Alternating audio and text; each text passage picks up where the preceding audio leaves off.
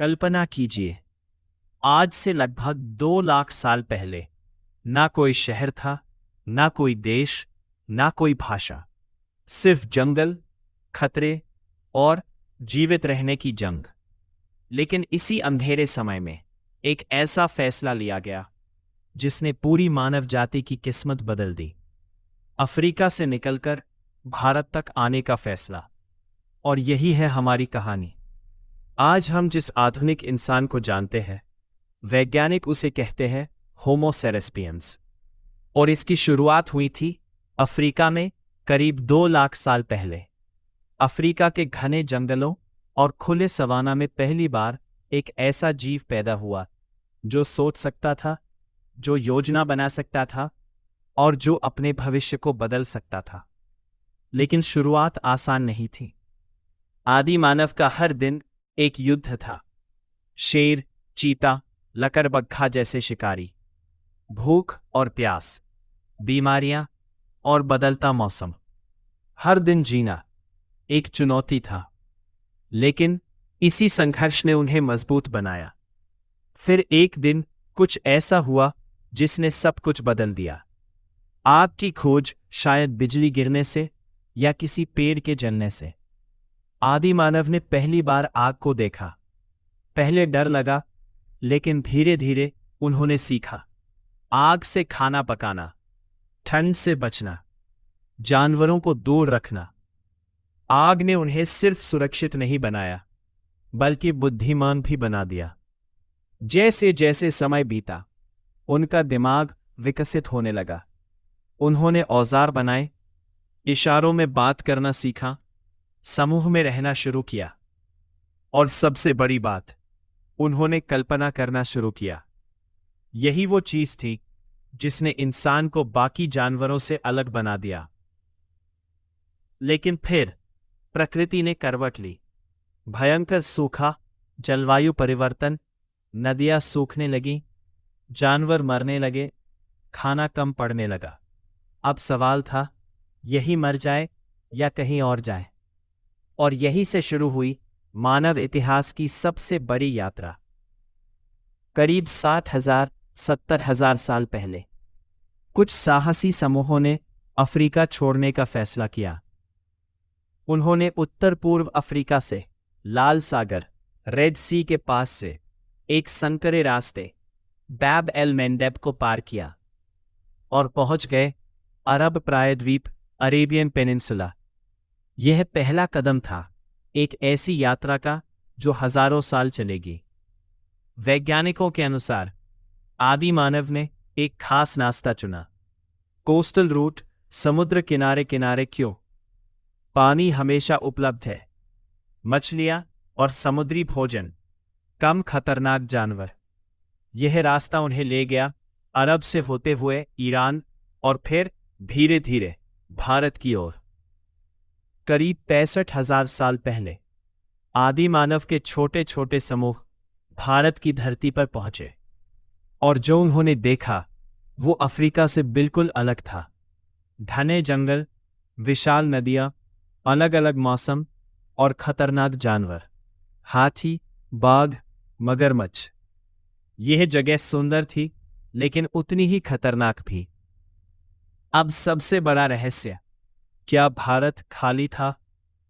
वैज्ञानिकों का मानना है आग भारत में पहले से ही कुछ प्राचीन मानव प्रजातियां मौजूद हो सकती थी, जैसे होमो इरेक्टस और संभवतः डेनिसोवंस। जब अफ्रीका से आए होमो सेपियंस इनसे मिले तो कुछ जगहों पर टकराव हुआ और कुछ जगहों पर मेलजोल भी। इसी कारण आज भी भारतीयों के डीएनए में इन प्राचीन प्रजातियों के निशान मिलते हैं। भारत में जीना आसान नहीं था। यहां मौसम बदलता था, बारिश होती थी और जंगल बहुत घने थे। लेकिन आदि मानव ने हार नहीं मानी। उन्होंने नए औजार बनाए, नए तरीके से शिकार करना सीखा, फल, जड़ें और मछलियां खाना शुरू किया। और धीरे धीरे उन्होंने इस जमीन को समझना शुरू किया। समय के साथ ये छोटे छोटे समूह पूरे भारत में फैलने लगे।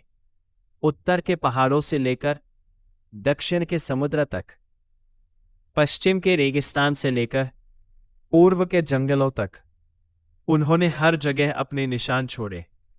भीमबेटका की गुफाएं, भीमबेटका केव्स, आज भी इसका सबूत है, जहां हजारों साल पुराने चित्र और जीवन के संकेत मिलते हैं। जब जीवन थोड़ा स्थिर हुआ तो इंसान ने सिर्फ जीना नहीं, महसूस करना भी शुरू किया।